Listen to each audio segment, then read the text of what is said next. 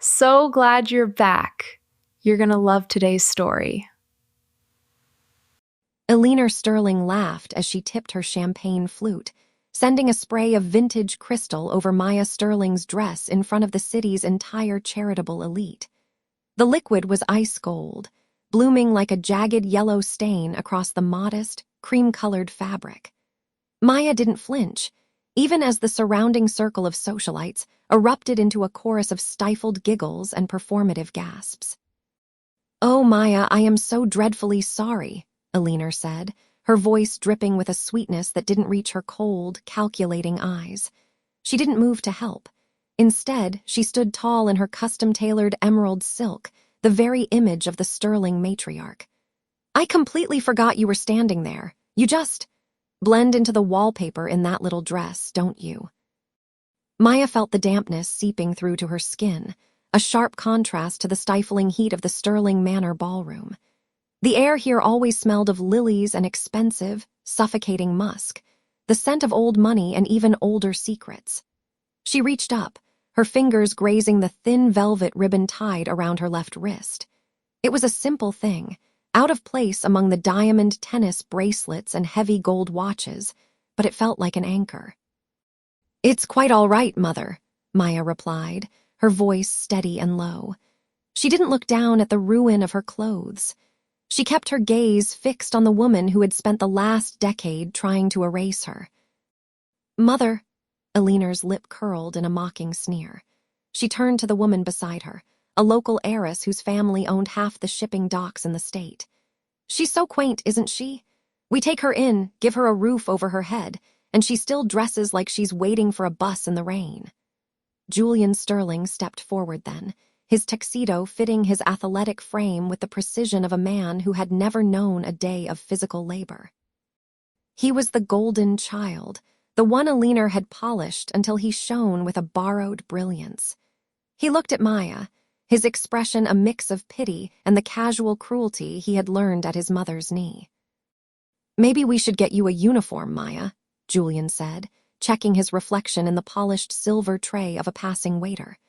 "At least then the guests wouldn't keep handing you their empty glasses. It would save everyone the embarrassment." The laughter around them grew louder. Maya saw Arthur Sterling watching from the edge of the crowd.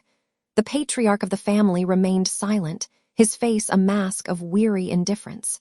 He held the keys to the kingdom, but he had long ago handed the whip to his wife. Maya felt a familiar vibration against her wrist, hidden beneath the velvet ribbon. It was a haptic pulse from her smartwatch, a device that cost more than Eleanor's emerald gown, though it looked like a simple piece of plastic. The notification was encrypted, a message from Clara Vance. "The acquisition is complete. You now hold 51%. A small, dangerous spark flickered in the depths of Maya's chest. For 5 years, she had played the role of the quiet, dutiful daughter of charity. She had sat in the shadows of this ballroom, collecting the insults like pearls, stringing them together until she had enough to hang them all. They saw a girl who lived on their leftovers.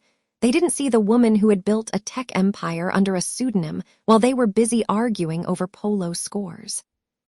"You're right, Julian," Maya said, her voice carrying a sudden, crystalline clarity that caused the laughter to falter. "Uniforms do make things much clearer. They tell you exactly who is serving and who is being served." Eleanor's eyes narrowed. She didn't like the tone. It wasn't the sound of a victim. "Go upstairs and change, Maya. You're making the room look untidy.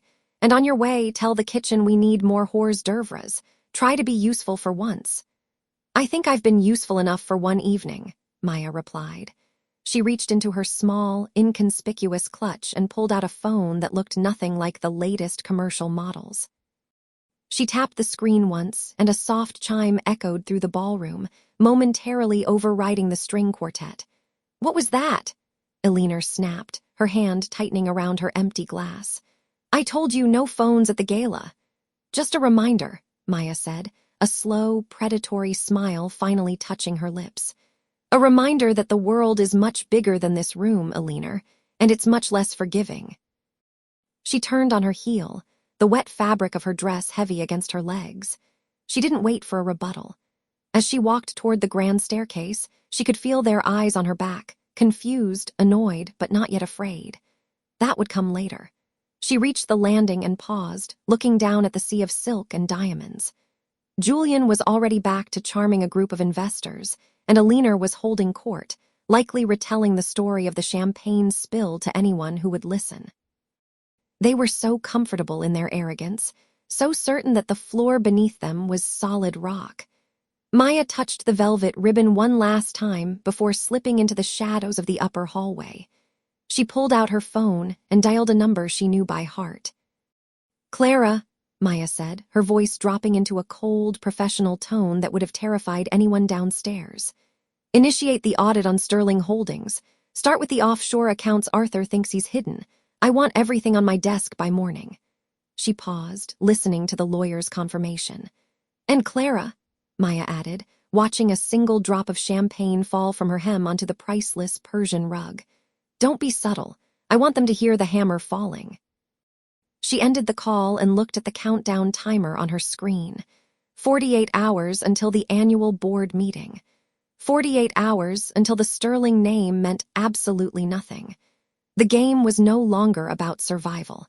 It was about the harvest, and Maya Sterling was ready to reap everything they had sown. The next morning, the Sterling estate felt like a tomb wrapped in silk. The scent of floor wax and lilies, thick and suffocating, drifted through the grand dining room as Maya Sterling took her seat at the far end of the mahogany table. She watched the steam rise from her tea, her fingers tracing the delicate, cold rim of the porcelain cup. Eleanor Sterling didn't look up from her tablet. She sat at the head of the table, perfectly coiffed, her silk blouse the color of a bruise. The sharp, staccato click of her platinum ring against the china cup was the only sound in the room until she finally spoke. "The dry cleaner called about your dress from last night," Eleanor said, her voice dripping with a practiced, icy disdain. "The wine stain is permanent, just like your habit of making a scene. I've already instructed the staff to bill your personal account for the rug in the hallway as well." Maya didn't flinch. She took a slow sip of the bitter Earl Grey. "The rug was an accident, Eleanor. The wine was a choice, yours if I recall." "Do not use that tone with me," she snapped, finally lifting her gaze. Her eyes were hard, devoid of anything resembling maternal warmth. "You are a guest in this house by my grace alone. After the board meeting tomorrow, even that grace will have its limits. Arthur and I have decided it's time to streamline the family's public image. You're a liability we can no longer afford to carry." The door swung open, and Julian Sterling sauntered in, smelling of expensive cologne and entitlement. He dropped a thick folder onto the table in front of Maya, the heavy thud echoing against the high ceilings. "Sign it, Maya," Julian said, pulling out a chair and leaning back with a smirk that made Maya's skin crawl. "It's a voluntary forfeiture of your remaining shares. Mom's right. You don't have the head for the tech side of Sterling Holdings. You never did. You're just the girl who got lucky, because of the name on her birth certificate." Maya looked down at the document. It was a standard waiver, but buried in the third paragraph was a clause that would strip her of any intellectual property rights she held. They thought she was a fool. They thought she was the same quiet girl who had spent 5 years coding in the basement while they took the credit at gala dinners. "You want me to sign away my life's work for a streamlined image?" Maya asked, her voice dangerously calm. "Your work," Julian laughed, a sharp, jagged sound. "You were the face, Maya. I handled the strategy. Arthur handled the legacy. You just played with computers while the adults ran the empire. Sign the paper. We've already drafted the press release saying you're stepping down to pursue personal interests. It's cleaner this way." Maya felt the weight of the phone in her pocket. A small vibration, a text from Clara Vance. "Audit phase 1 complete. The offshore trail leads exactly where you suspected. Arthur's signature is on every fraudulent transfer." She looked at her brother, then at the woman who had spent a lifetime trying to diminish her. The golden child and the controller. They were so blinded by their own arrogance that they couldn't see the digital noose she had been weaving for months. They didn't know that the core infrastructure of Sterling Holdings, the proprietary Phoenix code, wasn't owned by the family company at all. It was held by a shell corporation they had never bothered to investigate. A corporation Maya had founded when she was 19. "I'll think about it," Maya said, sliding the folder back toward the center of the table. Eleanor's face flushed a deep, angry crimson. "There is nothing to think about. You will sign those papers by 5 o'clock today, or I will have your belongings moved to the curb. Am I clear?" Maya stood up, the chair legs scraping harshly against the marble floor. She didn't look back as she walked toward the door. "Perfectly clear, Eleanor. Tomorrow's meeting is at 10, right? I wouldn't miss it for the world." She stepped into the hallway, her heart hammering a steady, rhythmic beat of anticipation. 24 hours. In 24 hours, the Sterlings would realize that the liability they were so eager to discard was the only thing keeping their entire world from collapsing into the dirt. Maya pulled out her phone and sent a 2-word reply to Clara. Phase 2. 2 days later, the air in Clara Vance's downtown office felt charged with the kind of clinical efficiency that precedes a surgical strike. The space was a stark contrast to the sprawling, mahogany-heavy halls of the Sterling estate. Here, everything was glass, brushed steel, and the low, persistent hum of high-end servers. Maya Sterling sat across from her attorney, her eyes fixed on the glowing tablet between them. Clara tapped a finger against the screen, bringing up a series of complex spreadsheets. "It's more than just mismanagement, Maya. It's systematic. For the last 5 years, your mother has been siphoning funds from the primary family trust into a series of shell companies. She wasn't just trying to cover the Sterling Group's losses. She was building a private lifeboat while the ship was still above water." Maya felt a cold, sharp satisfaction settle in her chest. She reached out, her fingers brushing the cool glass of the tablet. "And the signatures." "Forged," Clara said, her voice dropping into a professional monotone. "She used your father's digital key for the offshore transfers, but the timestamps don't match his medical records. Arthur Sterling was in the hospital for his heart procedure during 3 of these major transactions. He couldn't have authorized them." The scent of ozone and expensive espresso hung in the air as Maya leaned back. This was the ledger of Eleanor's soul, a list of betrayals written in black and white. For years, Maya had been the family's scapegoat, the liability who couldn't be trusted with the legacy. Meanwhile, the matriarch was picking the bones of the family's future clean. The sharp trill of Maya's phone shattered the silence. She didn't need to look at the caller ID to know who it was. She swiped the screen and put it on speaker. "I hope you're packing, Maya." Eleanor Sterling's voice cut through the room, dripping with a practiced, aristocratic condescension that made the hair on Maya's arms stand up. "I've already had the staff begin clearing out the guest wing. Since you haven't delivered the signed merger papers, I've decided to expedite your departure from this family. You have until the board meeting tomorrow morning to vacate the premises." Maya caught Clara's gaze. The attorney's expression was unreadable, but her pen hovered over a legal pad ready. "The meeting is at 10, Eleanor. I haven't forgotten."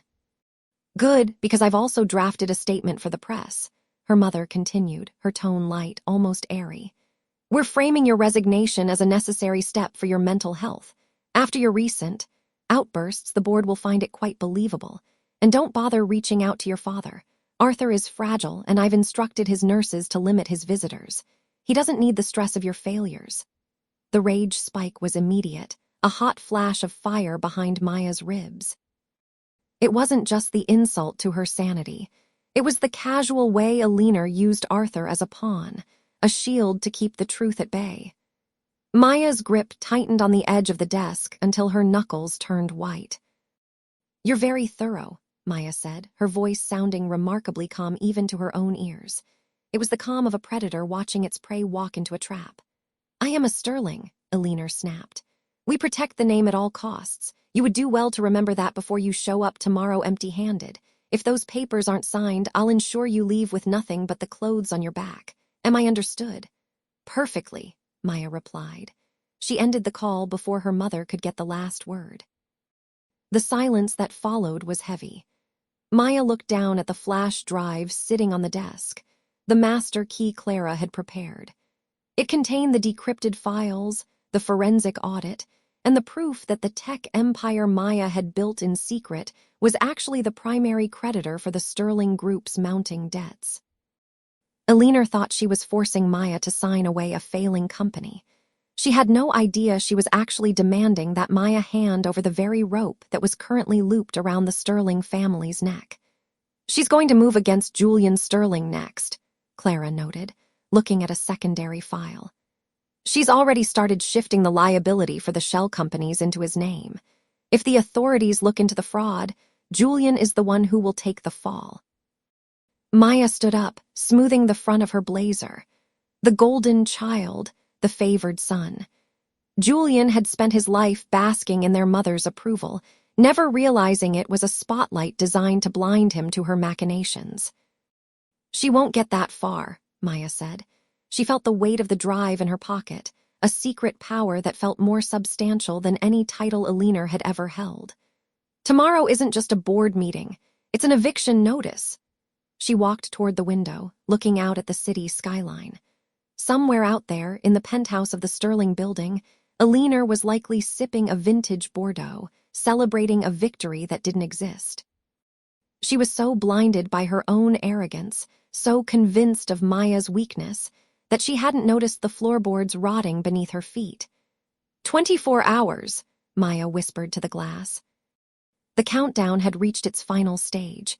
In one day, the world Eleanor had built on a foundation of lies and stolen inheritance would face the one thing it couldn't survive: the truth. Maya turned back to Clara, a cold, predatory smile finally touching her lips. "Make sure the servers are ready for the remote upload. I want every board member to see the data simultaneously. No delays, no excuses." "Everything is set," Clara confirmed. Maya walked out of the office, the click of her heels on the polished floor echoing like a drumbeat.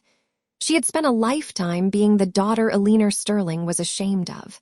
Tomorrow, she would become the woman Eleanor Sterling feared. The ledger was full, and the light was about to be turned on. The morning before the Sterling Global Anniversary Gala, the family estate was a hive of frantic, hollow preparation. Maya Sterling stood in the doorway of the Grand Library, watching her mother orchestrate the final details of a legacy built on sand. The air was thick with the bitter, citrus scent of the Earl Grey tea Eleanor favored, and the heavy, metallic tang of the silver trays being polished by a small army of staff. Eleanor Sterling didn't look up from her seating chart. She adjusted a name card with the same clinical precision she used to disinherit anyone who crossed her. "You look tired, Maya," she remarked, her voice like a velvet glove over a fist of iron. "It's a shame, really. The photographers will have to work twice as hard to make you presentable for the front row tomorrow. Though I suppose we could just move you to the back with the distant cousins. Your presence is merely a formality to keep the press from sniffing around our internal affairs." The insult hung in the air, a deliberate barb designed to remind Maya of her supposed insignificance. Julian Sterling stood by the window, his silhouette tense as he watched the caterers unload crates of champagne on the lawn. He glanced at his sister, his eyes clouded with a conflict he wasn't yet ready to voice. Arthur Sterling sat in his usual leather wingback chair, hidden behind a newspaper that trembled ever so slightly. "I'm not worried about the photos, Eleanor," Maya said, her voice steady and unnervingly calm. She stepped further into the room, the soft carpet muffling her footsteps, a sharp contrast to the aggressive clicking of her mother's pen against the mahogany desk. "I'm worried about the foundation. A house can only stand so long when the wood is rotting from the inside." Eleanor finally looked up, her gaze sharpening. She set the pen down with a deliberate thud that echoed in the silent room. "You've always had a flair for the dramatic, just like your father's side of the family. It's a pity you didn't inherit his sense of gratitude. You've lived off the Sterling name for 30 years. If I hadn't stepped in to salvage the Vance acquisition, you'd be nothing more than a footnote in a bankruptcy filing." Maya felt the cold, hard weight of the encrypted thumb drive in her pocket, a secret power that hummed against her thigh. "The Vance acquisition wasn't a salvage mission," she countered, her voice dropping an octave. "It was a heist. You didn't save that company. You bled it dry and used the remains to pay off the debt Julian racked up in Macau. Julian turned sharply from the window, his face flushing a deep, guilty crimson. Eleanor, however, didn't flinch. She leaned back, a thin, predatory smile touching her lips. Power is about knowing which stories to tell and which to bury. I buried that story years ago. You're lucky I didn't prune you from the family tree when you started asking questions. You're only here because I allow it. Maya walked toward the desk, leaning over the seating chart. She tapped the card bearing her own name. I'm giving you a chance, Mother. One chance. Admit what you did to Clara Vance's family before the gala begins tomorrow. Step down quietly. Tell the board there was a miscalculation in the 2018 audit. Eleanor let out a short, sharp laugh that sounded like dry leaves skittering over stone. And if I don't, what will you do? Throw a tantrum? Write a letter to the editor? You have no standing, Maya. You are a shadow in this house, and shadows don't dictate terms to the sun. The arrogance was breathtaking, a shield so thick that Eleanor couldn't see the cracks spiderwebbing across its surface. Maya reached into her pocket, her fingers brushing the drive one last time. She didn't need to argue anymore. The dramatic irony of the situation was almost palpable. Eleanor was meticulously planning her greatest triumph, unaware that she was actually designing her own funeral. I suppose you're right, Maya whispered, turning toward the door. Shadows don't dictate terms, they just wait for the light to change. As she stepped into the hallway, her phone vibrated. A message from Clara Vance appeared on the screen. The remote links are verified. The moment the keynote starts, the data goes public. 20 hours to go. Maya looked back at the library doors. The countdown was no longer in days, but in heartbeats. Tomorrow, the Sterling name wouldn't be a shield, it would be a target. And for the first time in her life, Maya felt the exhilarating warmth of the sun, even as she prepared to bring the darkness. The evening of the Sterling Foundation Gala arrived with a calculated, oppressive elegance that only the very wealthy could manufacture. The ballroom of the Sterling estate was a cathedral of glass and gold, illuminated by thousands of flickering candles that reflected off the polished marble floors. The air was thick with the cloying, floral scent of 5,000 imported lilies and the sharp, metallic tang of expensive champagne. For Maya Sterling, every breath felt like inhaling a beautiful poison. She stood at the edge of the mezzanine, her fingers tracing the smooth, cold railing. She wasn't wearing the submissive, muted chiffon Eleanor had ordered her to wear. Instead, she was clad in a tailored, midnight blue velvet suit that fit like armor. It was a silhouette of quiet power, a sharp contrast to the sea of frothy gowns below. She didn't look like a scapegoat anymore. She looked like the storm that was about to break the glass. Down on the main floor, Eleanor Sterling was already holding court. She looked radiant in a gown of shimmering silver, her neck draped in the family's heirloom sapphires. She moved through the crowd with the practiced grace of a predator, her laughter ringing out like crystal bells whenever a donor made a joke. She was at the peak of her influence, the undisputed matriarch of a dynasty built on a foundation of silent theft and loud lies. Maya watched as her mother signaled to a waiter, her movements sharp and entitled. The power dynamic was visible to anyone who knew where to look. Eleanor occupied the center of every circle, while Arthur Sterling stood 3 paces behind her, looking like a ghost in his own home. Julian Sterling was nearby, nursing a drink and looking increasingly uncomfortable as his mother boasted about the unprecedented growth of the Sterling portfolio. There she is, Eleanor's voice sliced through the ambient hum of the string quartet as she spotted Maya descending the stairs. She didn't wait for Maya to reach the floor. She spoke loud enough for the nearby board members to hear. The prodigal daughter finally emerges from her shadows. Though darling a suit, at a black tie gala, it's a bit industrial, don't you think? But then, I suppose we can't all have a sense of occasion. A few of the surrounding socialites offered polite, jagged titters of laughter. Maya didn't flinch. She met her mother's gaze with a calm that seemed to unsettle the older woman for a fleeting second. I find that when one is preparing to do real work, Eleanor, it's best to be dressed for the task. Eleanor's eyes narrowed, the sapphire at her throat catching the light.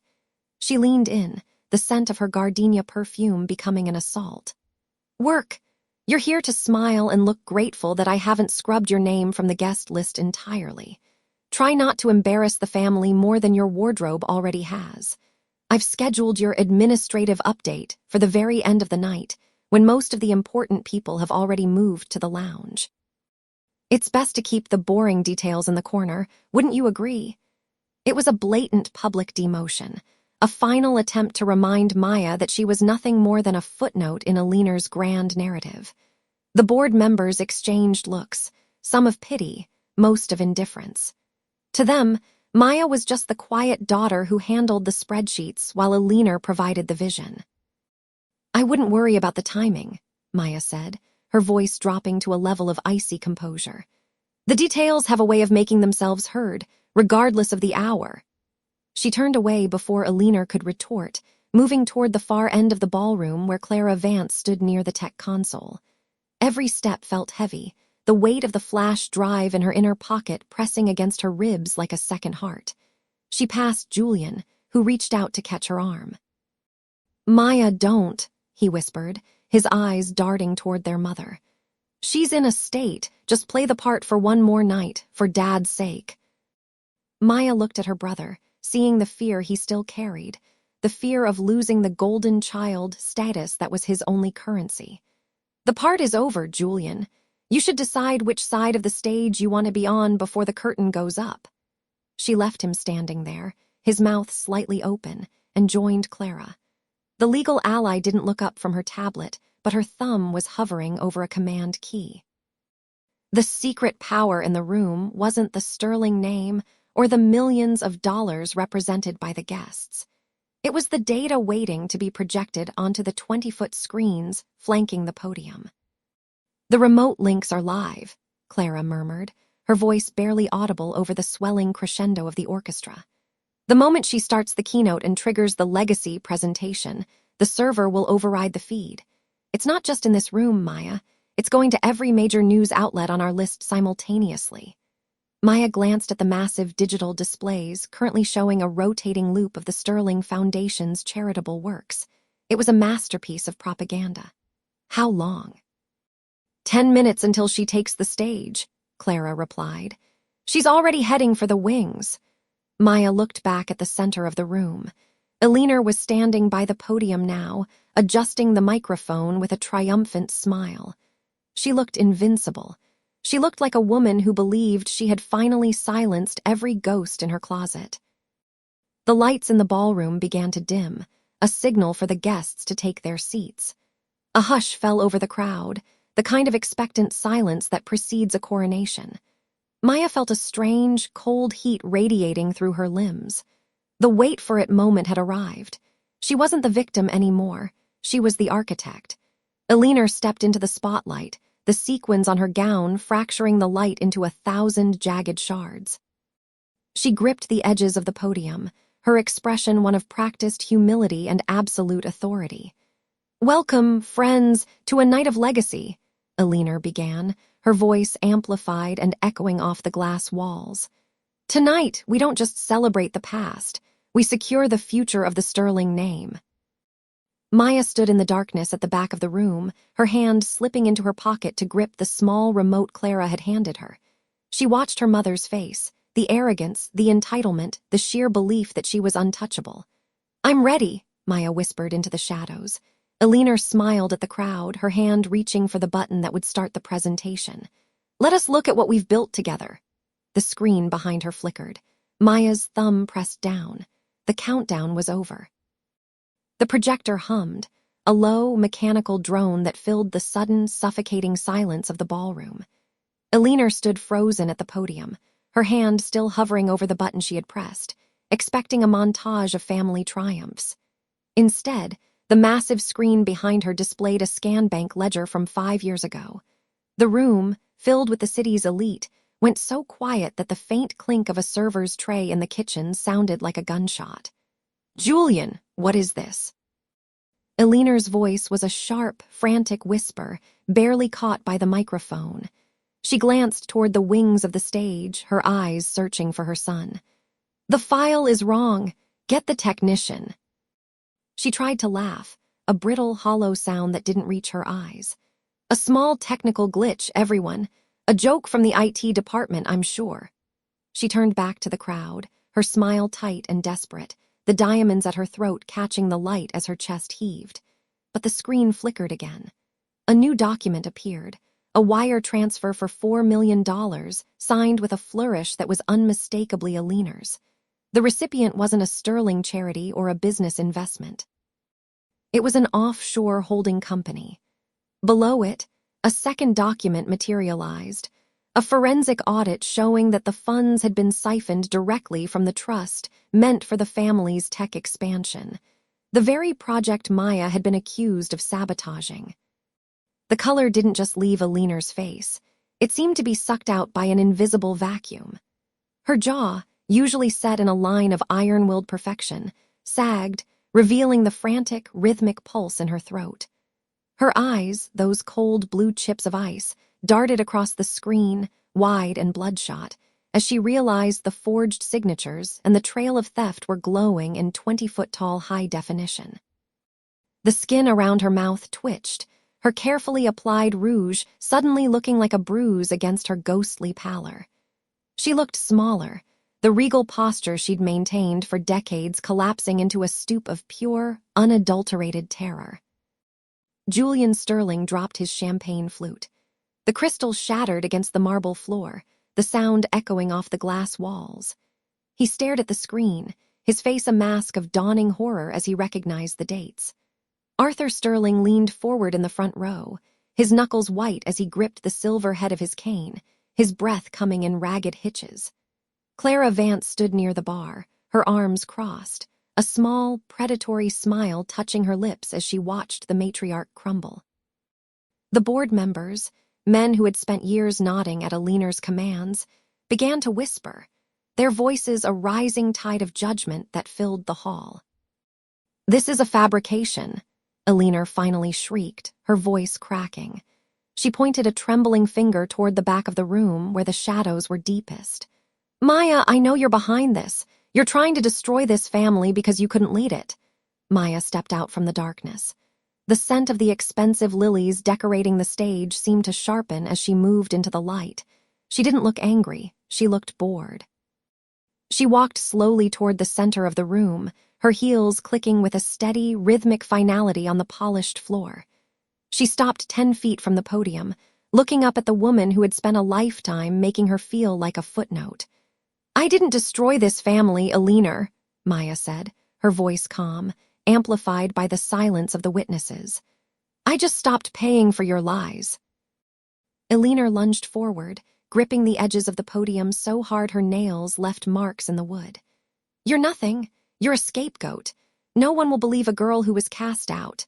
"The board already does," Maya replied, her gaze shifting to the men in the front row. "And the auditors Clara has waiting in the lobby certainly will. You told everyone I was the failure, the one who couldn't handle the Sterling name. But while you were busy spending the family's future to hide your debts, I was the one building the empire you claimed was yours." Maya leaned in, her voice dropping to a cold, lethal silk. "You said I didn't belong in this room. You were right. I don't belong in a room full of thieves."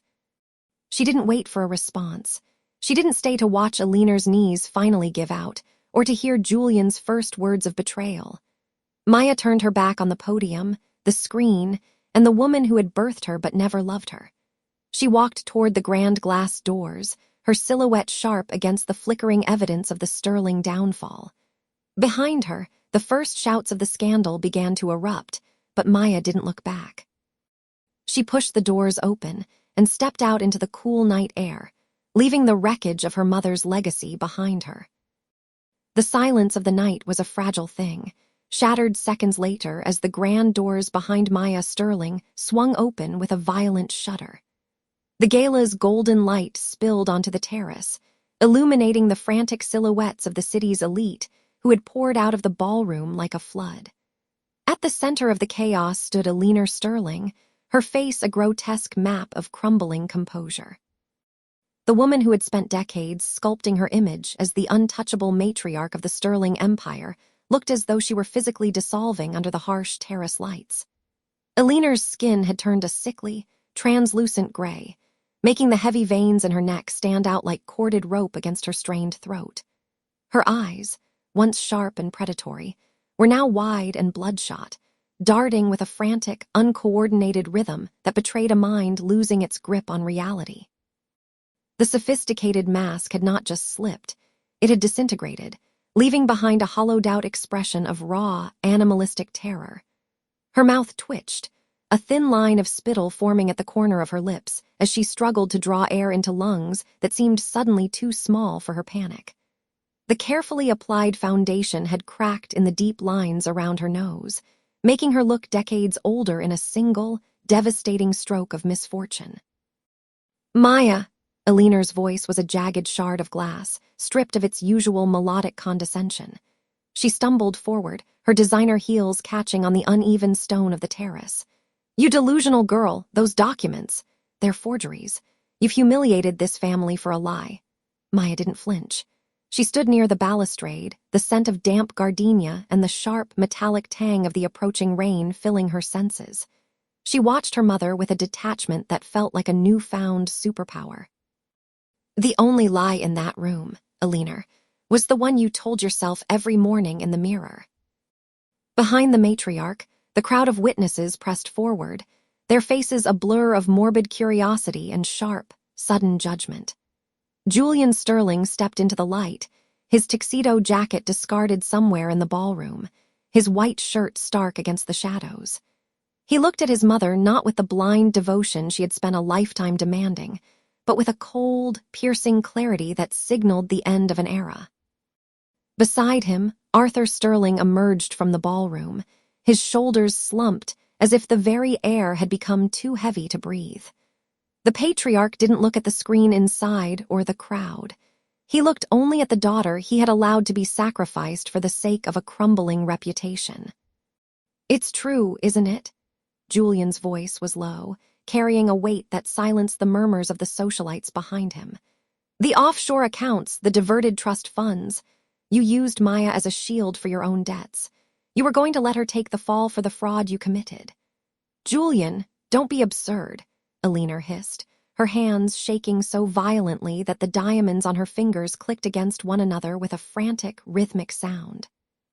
She turned back to Maya, her eyes narrowing into slits of pure venom. "You think you can just walk away? You have nothing. You are a Sterling in name only, and after tonight, I will ensure even that is stripped from you. You'll be back in the gutter where you belong." A new figure stepped through the crowd, parting the onlookers with quiet authority. Clara Vance moved with the predatory grace of a woman who had been waiting for this exact moment for years. She held a sleek, black leather folder, the silver seal of the state's attorney's office catching the terrace lights.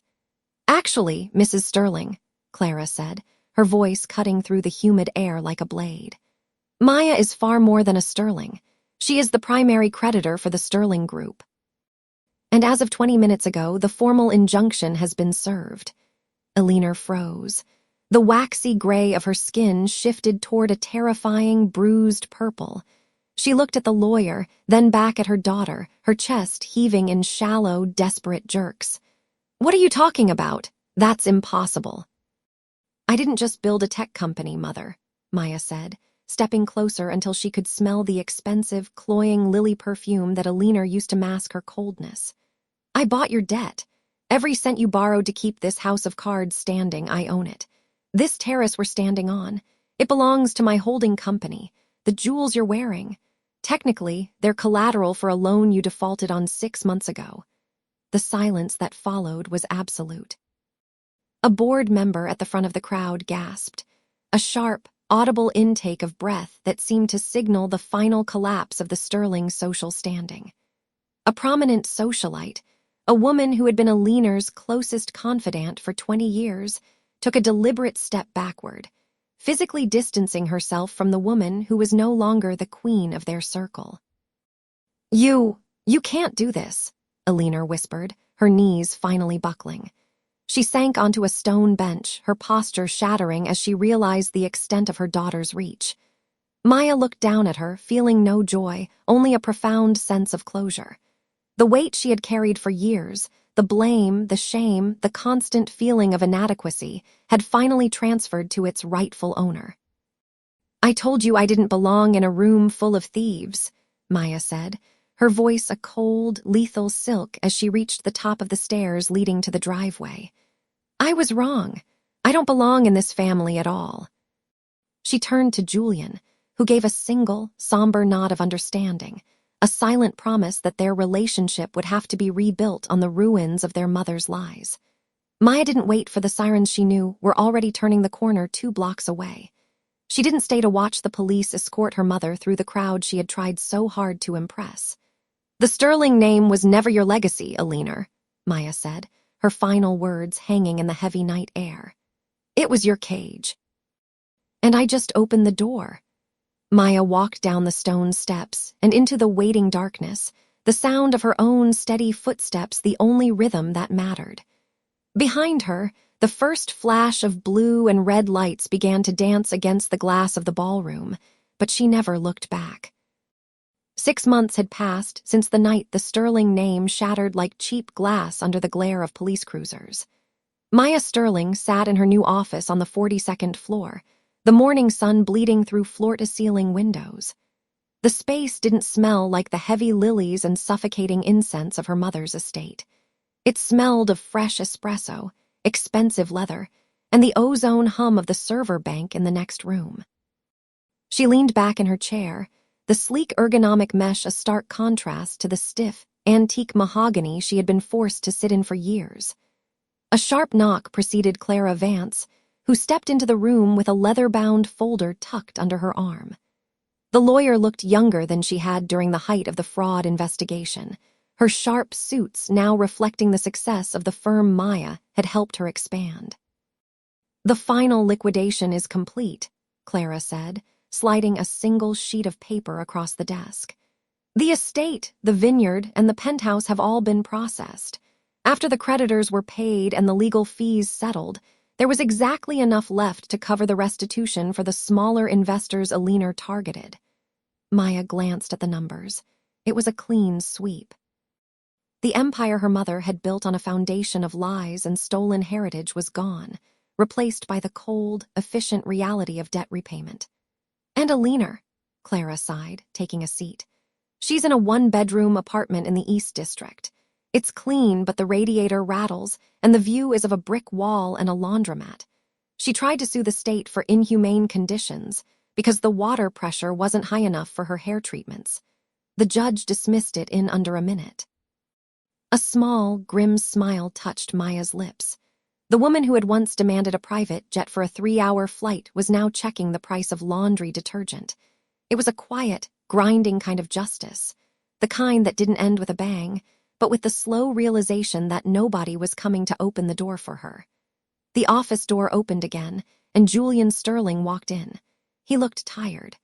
The golden child shimmer had been replaced by a grounded, weary maturity. He didn't wear the bespoke Italian suits anymore. He wore a simple navy blazer and carried a cardboard carrier of coffee. "I saw her yesterday," Julian said, offering a cup to Maya. He sat on the edge of the sofa, staring at his shoes. "She spent 20 minutes complaining that the neighbor's cooking smells like poverty. She still thinks this is a temporary setback. She asked me when Arthur was going to wake up and fix the bank accounts." "And Dad?" Maya asked softly. "Arthur is quiet," Julian replied. "He's in the assisted living facility you picked. He spends most of his time in the garden." "He doesn't remember the fraud, Maya. He doesn't even remember the gala. He just knows that the house is gone and that you're the one paying the bills." The room went silent, save for the distant hum of the city below. This was the cost of the fire she had started. She had saved the family from a legal abyss, but in doing so, she had burned the family itself to the ground. The Sterling name was no longer a dynasty. It was a cautionary tale, and she was the curator of its remains. "She blames me, of course," Maya said, her voice steady. She picked up a heavy crystal paperweight, the only thing she had taken from the old house. It felt cold and unnecessarily heavy in her palm. She told the social worker that I stole her life. She never had a life, Maya, Julian said, looking up. His eyes were clear, free of the fog of his mother's manipulation for the first time in 30 years. She had a performance. You just stopped the show. He stayed for an hour, talking about his new job in architectural consulting. They didn't talk like the siblings they used to be, the rivals for a mother's cold affection. They talked like survivors of a natural disaster, checking each other for lingering wounds. When he left, the hug was brief, but it didn't feel like a lie. After Julian and Clara departed, Maya walked to the window. Below her, the city moved in a frantic, beautiful rhythm. She had her empire now. Sterling Vance Tech was thriving, built on her own patents and her own sweat. She had the wealth, the respect, and the freedom she had craved since she was a girl hiding in the library. But as she looked at her reflection in the glass, she saw the shadow of the girl who had once loved a mother who didn't exist. She had won, and the victory was absolute.